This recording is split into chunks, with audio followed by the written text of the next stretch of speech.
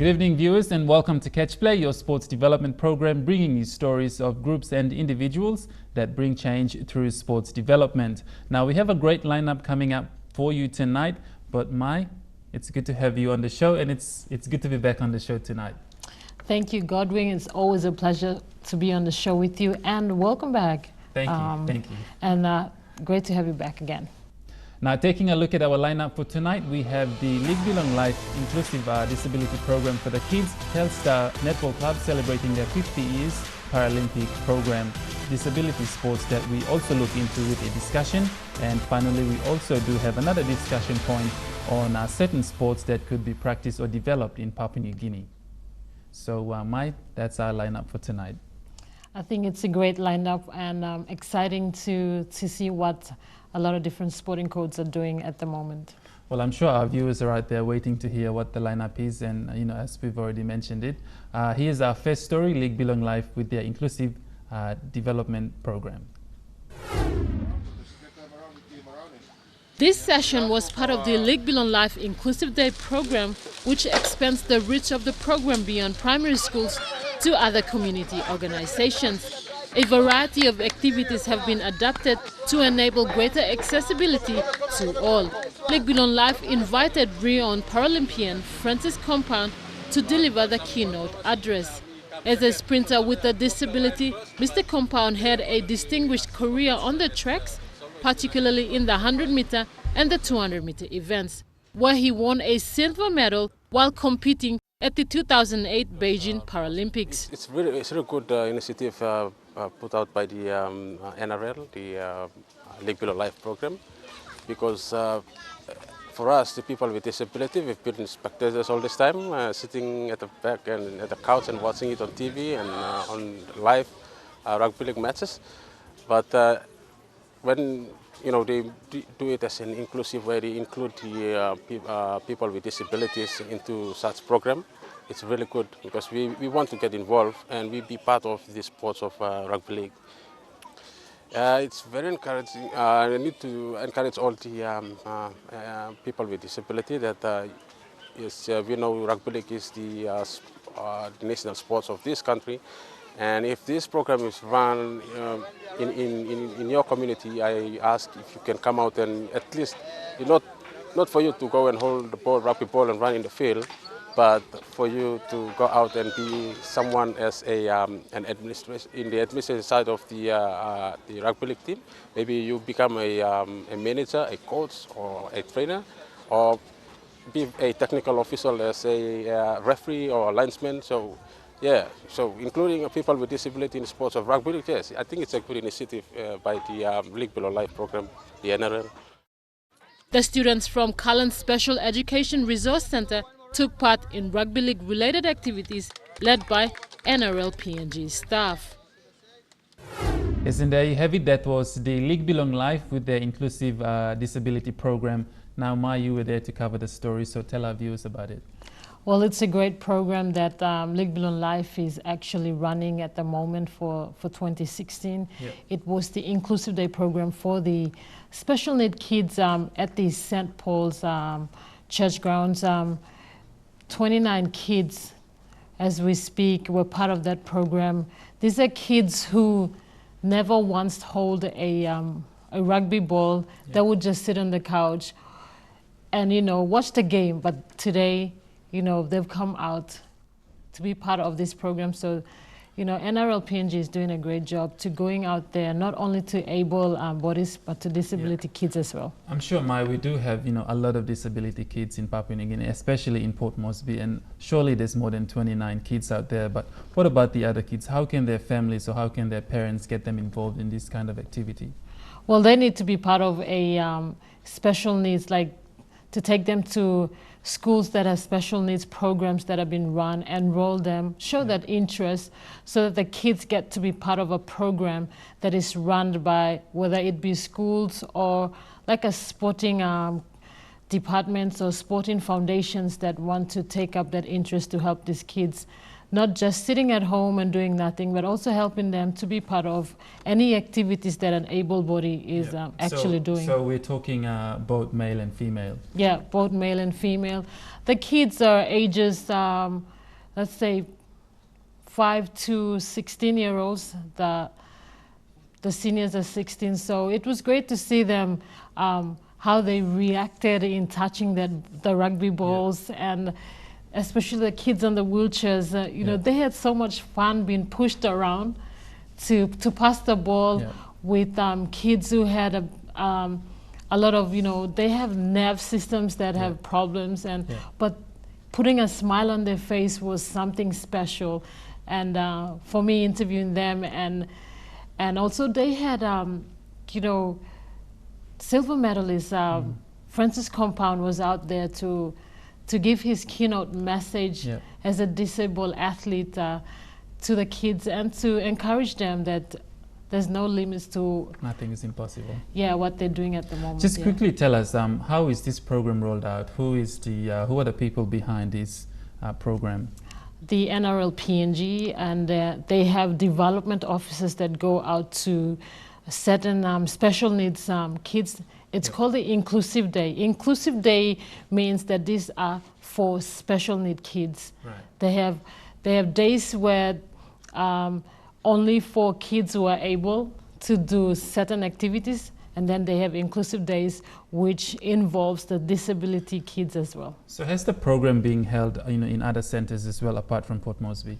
Yes, they have Bougainville, Rabaul and Goroka, and yet to reach other centres as well. So I think they're expanding. So this program is picking up a lot of momentum, and a lot of support has been coming in, especially from the National Rugby League in Australia, who's been part of this program, and also trying to develop our development officers out there to go out and, you know, be part of this program, encourage kids that that need special help to be part of programs like this. Well, I think it's such a great initiative to have programs like this, because you know, this is something, this is how we create our heroes, you know, for the future. And you know, we have big competitions internationally where disability people go out and play and represent their country. So to have such programs like this is a bonus for the country. Well, what a great story there, Mai.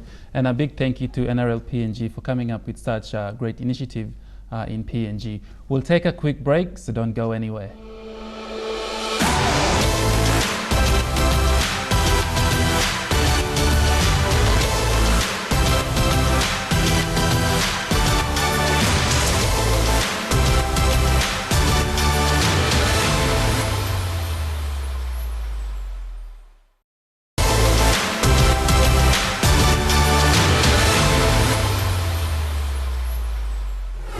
Welcome back to Catch Play. Now, Telstar Netball Club in Port Moresby celebrated their 50 years and also reintroduced a new development program in the country. So let's have a look.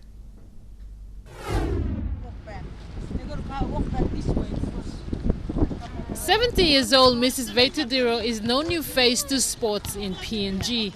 She has been around sports like basketball and softball as well. Her club, the Telstar Netball Club, was formed in 1969. Since the inception of this club, they have won 32 premiership netball games, and also the club itself has produced PNG Peppers players with the likes of the Mavara sisters and the Leka sisters and other former and current netball players who have ventured out of this club. This club is also celebrating the 50 years anniversary, and a great success to see that Mrs. Diro is still around to see the club still maintaining its name in the netball fraternity. Mrs. Diro also mentioned how excited she is to be still around as well, to be part of the new netball facilities compared to previous years. Let's hear more about how the club all began.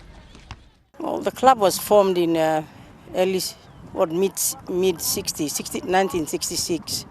And since then, we've never stopped. We won 39 premierships. We missed out on making the 40th, but we're going to work very hard this year to try and make it the 40th win, so that we finish on 50th year on a good note. In the last 10 years, I've been concentrating on basketball to try and help them out. Now I'm back. I'm getting the numbers like I used to get. I just started 2 weeks ago. Numbers are still going up. And I'm so excited. At my age, I'm still very excited to teach what I know about netball to the little juniors. Telstar Netball Club also reintroduced back their junior development for young girls as well. Mrs. Diro is back on the netball courts where it all began to work with her junior development for netball in her club. Coming from sporting background, it's the passion and love of sports she has to contribute and support the development of netball in the country as a whole. Mrs. Diro also encourages parents and young girls and women out there to take up sports, especially netball, to start developing them in an early age. We are planning to do extra work during Easter, the premier team and the under-21. We got a lot of new under-21 girls, young girls, raw talent, and we want to help them to, play better. In short time, they are here. Sports is a pathway to every young upcoming sportsman and women dreams to be in that red, gold and black uniform. Yes, and there you have it. That was the Telstar Netball Club celebrating their 50 years and also reintroduced their new sports development program. Now, Mai, you were there with the team, so tell us about it. 50 years of netball in the country. Telstar is no new netball name in the netball fraternity. Veitu Diro has been part of, as the founder, has been part of this netball club and has also reintroduced the junior development netball club after when she left to join basketball and softball. So this year is their 50th anniversary. So with that, they reintroduced their junior development as well. And this is all just young girls. You've mentioned also that they also have 10 to 50-year-olds. Yes, they have actually under 10s to over 50, which goes to 58-year-olds that are taking up this netball competition seriously, just to help them, maintain their health and fitness, and to also do awareness of, helping young girls and women to take up sports and developing these kids from an early age to become better women in the country. Just tell us more about their development program. You've mentioned young girls. There's so many things that they can, be trained on, especially moving forward, being, gender equality as well, women in sports, training our young kids to take up certain sports. Well, their reintroduction of the junior development program is more of, it kind of went lost for a while when she was off the netball courts, and now she's back. She wants to reintroduce that again so that the kids have a lot more early age picking up of, the skills, the knowledge of playing netball, so that they build up that momentum from like under 10s and they build up to under 14s, under 16s to under 21s. So when they reach when they're 21, they know that they've developed well. So it's a development process of netball. So for under 10s, it's more of like how to do coordination work, a lot more of coordination work. So they build up to that.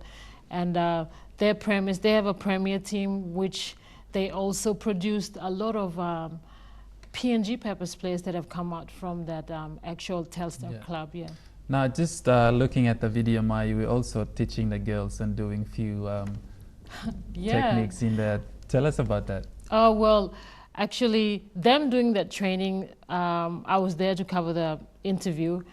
Mrs. Diro was interested in me trying to help the kids in their coordination as well, in the movement of arm movement, of running, the coordination of moving arm and leg, doing the ladder drills, doing the hurdle drills. So I was just trying to step in to help them with a lot more of coordination and mind power thing to get them involved and to pick up in a little pieces of things that they don't have not come across yet. Yeah.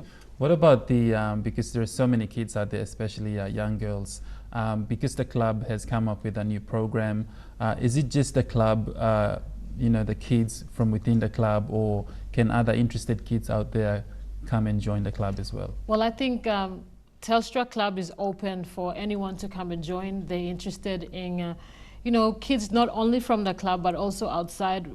They've got kids from the schools outside, from Port Moresby as well, and then more of the NCT kids coming in.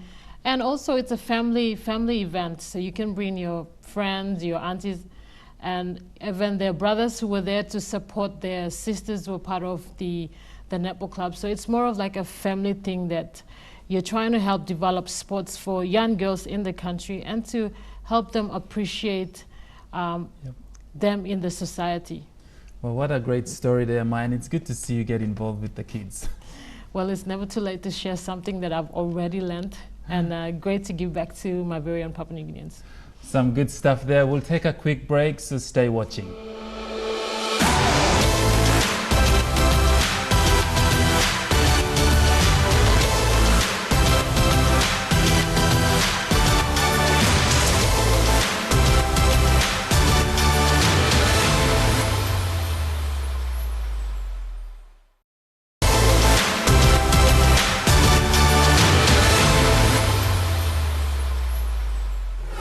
Welcome back. If you've just joined us, you're watching Catch Play, your sports development program.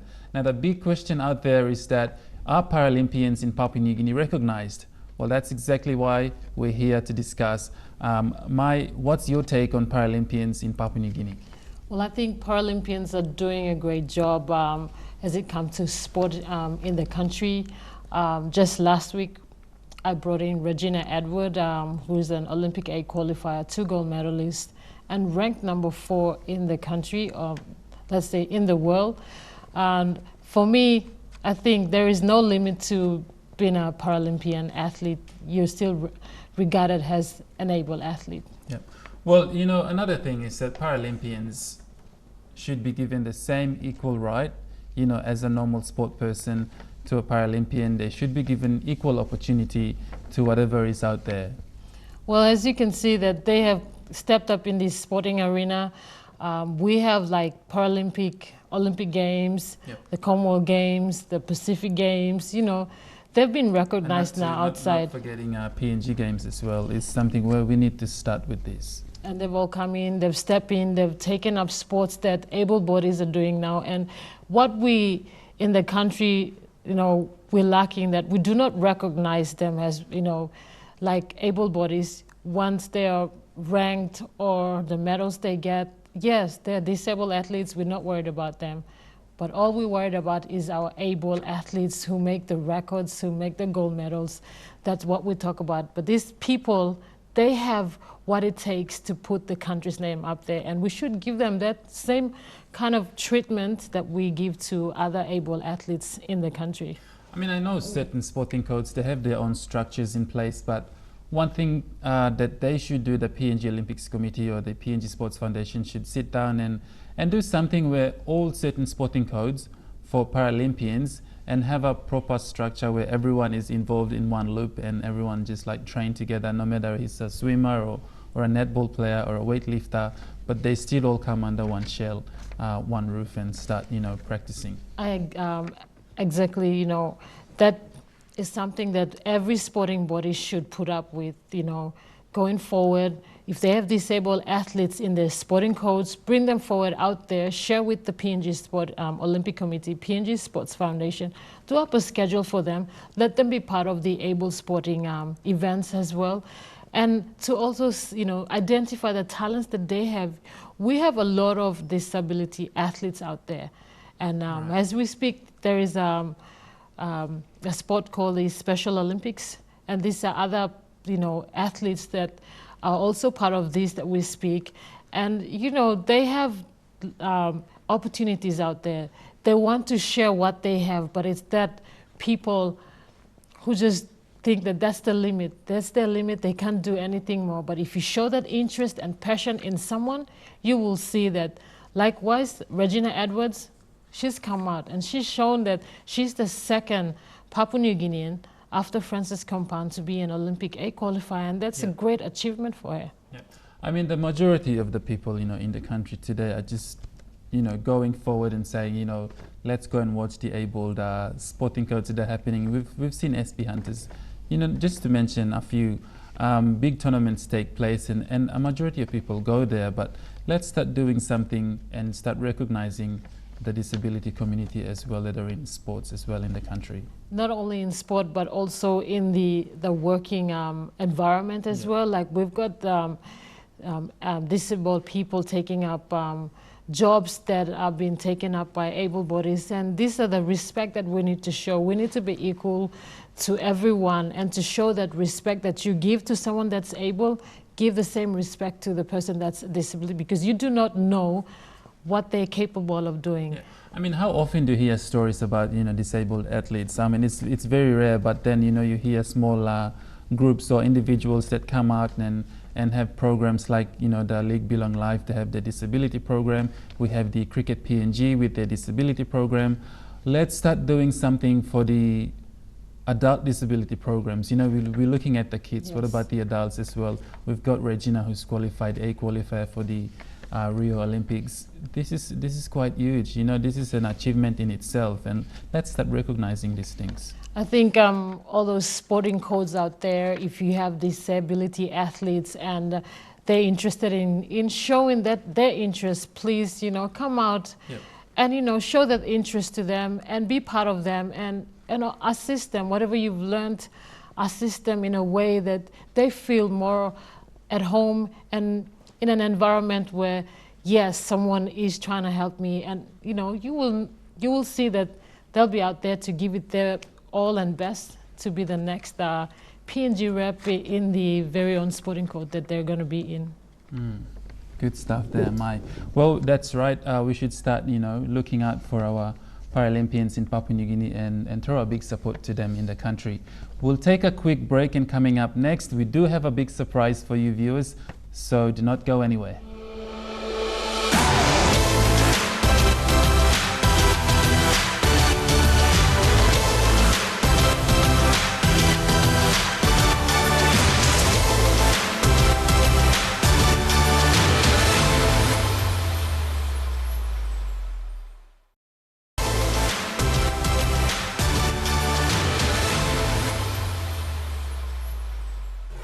Welcome back to Catch Play. Now, with the increasing number of athletes in Papua New Guinea, do we have enough sporting codes? Well, Catch Play investigated, and Judah Memafu has more on this story. Stand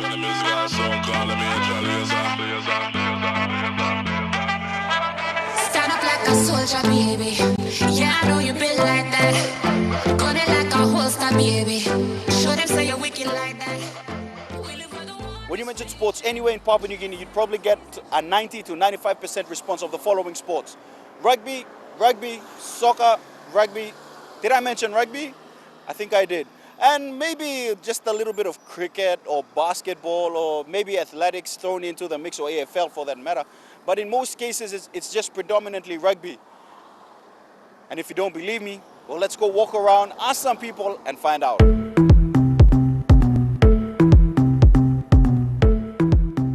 When I say sports, what's the first sports that you think of? Rugby. Why? I love playing rugby. But you're wearing an AFL jersey. Not sure that's why I'm wearing a... When I say sports, what's the first sport that you think of? Rugby union. Why? Because I grew up with it as in high school. My older brothers were part of this team called the La Salien, so we were always, every weekend, the whole family was... Couple hits and a couple solos, now I got a couple... Rugby. Why? Normally I used to play rugby. You used to play rugby, yeah. Do you play any other sports? No. So suppose me give you 1,000 kina, go play soccer, but you go play? Yeah, we will play. Because me give you money? Yeah. You know, because you still like soccer? Yeah. Not assembly.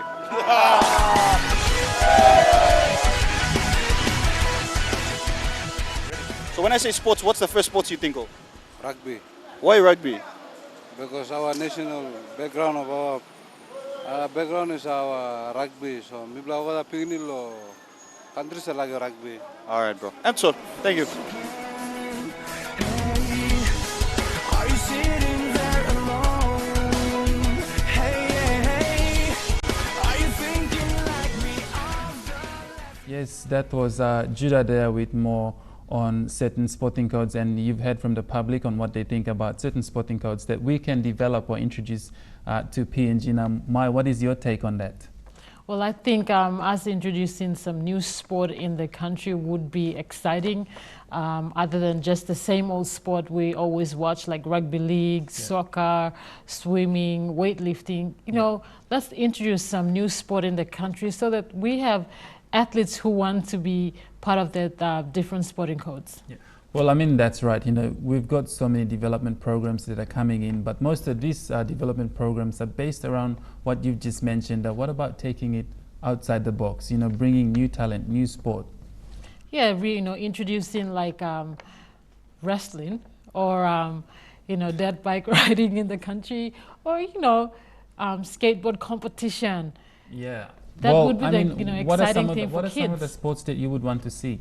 I would want to watch the skateboard competition. Yep. It would be nice to see a lot of kids who have hidden talents, who ride their bikes and skate just in their backyard, to come out and show that kind of talent that they have by showing the different kind of stunts and you know, the capabilities of them doing an extreme sport. Well, you know, most things rely on cost and finance, you know, like I said.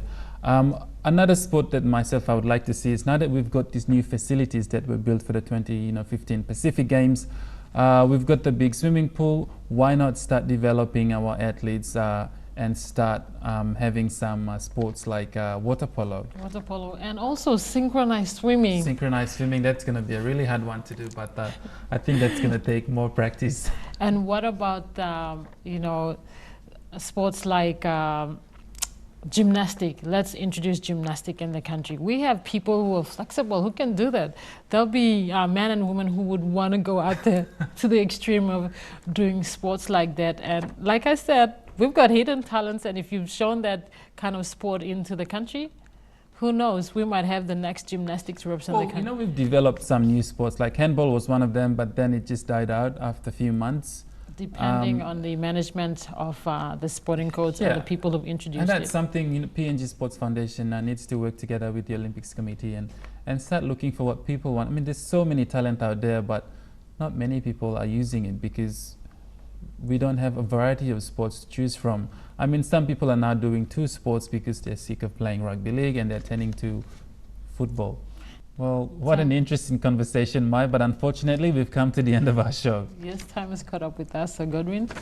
Anyway, viewers, please do not forget to join us next week as we have 2 new features on the show. That'll be interesting one to see. Otherwise, if you need more information on today's episode, you can go to our EMTV website and follow us on our programs and go to Catch Play. Or you can send us an email if you have any queries or stories relating to sports development in Papua New Guinea. You can send us an email to sports@mtv.com.pg, or you can come and visit us here at Boroko Garden City Level 2.